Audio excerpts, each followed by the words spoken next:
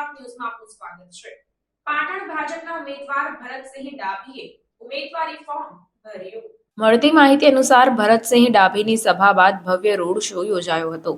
શક્તિ પ્રદર્શન બાદ કલેક્ટર સમક્ષ ઉમેદવારી ફોર્મ રજૂ કર્યું। રાજ્યમંત્રી જગદીશભાઈ વિશ્વકર્મા સહિત આગેવાનો પણ જોડાયા હતા। ગુજરાતી પ્રસિદ્ધ ગાયક કલાકાર જિગ્નેશ કવિરાજ તેમજ કેસી પટેલ સહિત પાટણ જિલ્લા ભાજપના આગેવાનો પણ ઉપસ્થિત રહ્યા હતા।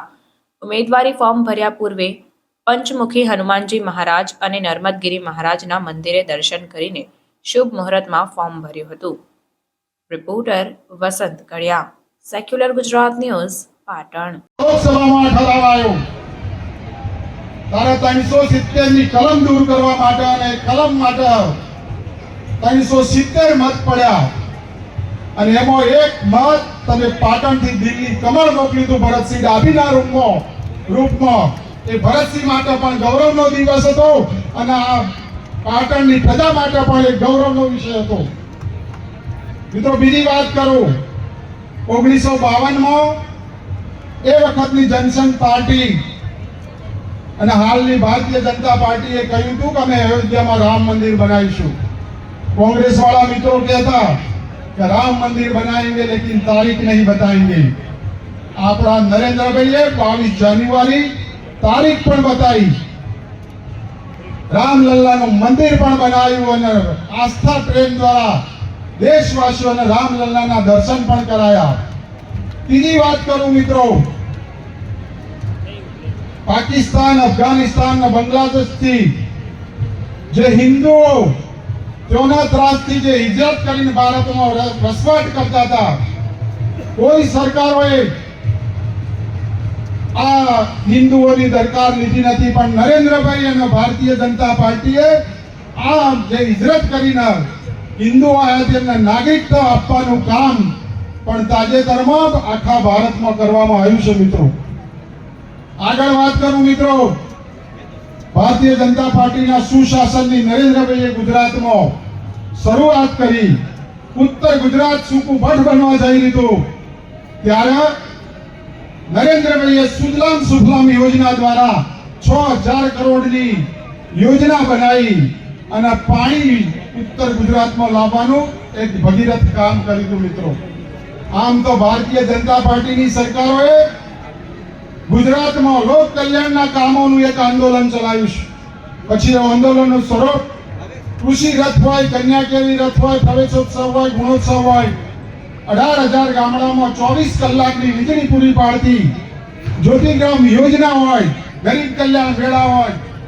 તાજેતરમાં વિકસિત ભારત સંકલ્પ યાત્રા લઈ 17 યોજનાઓ અને એમાં મહત્વની યોજના વિશ્વકર્મા યોજના હતી। જે મિત્રો ગામડાનો કોઈ પણ જ્ઞાતિનો કારીગર પોતાનો ઉદ્યોગ ધંધો કરી શકે એના માટે ઓનલાઈન ફોર્મ ભરવાનું, એ પૈસા પણ લાભાર્થીઓના ખાતામાં નાખવાનું ચાલુ છે।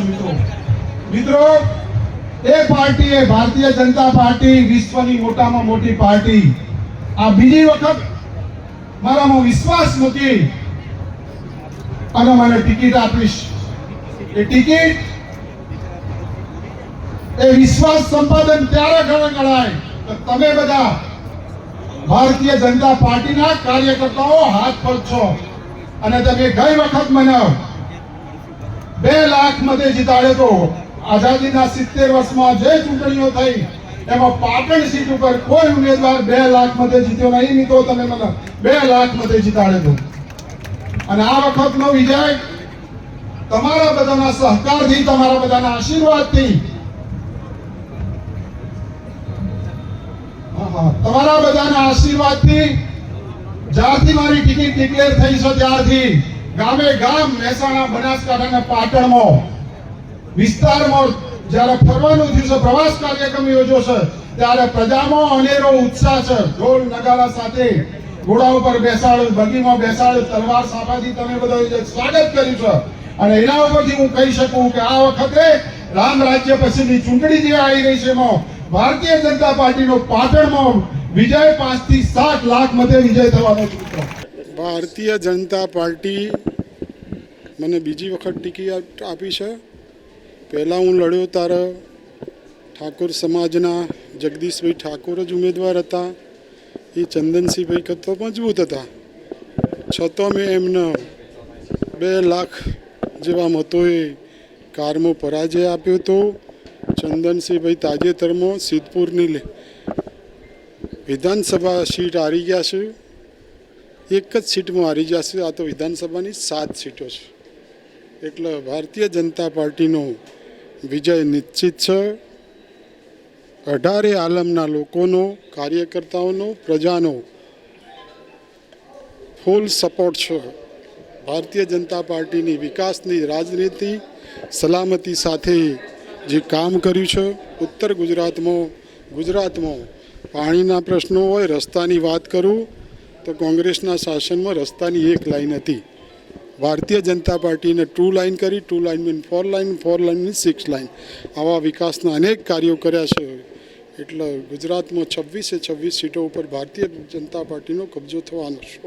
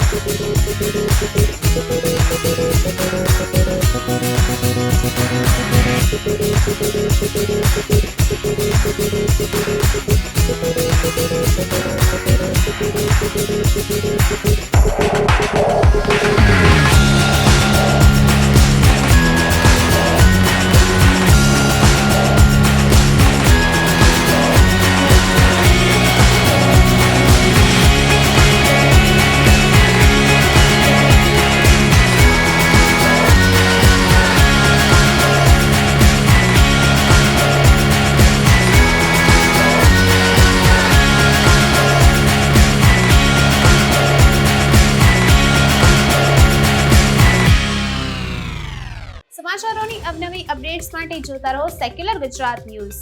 સાથે સેક્યુલર ગુજરાત ન્યૂઝ ચેનલને લાઇક, શેર અને સબસ્ક્રાઇબ કરો અને બેલ આઇકોન દબાવીને સમાચારોની ઝડપી માહિતી મેળવો.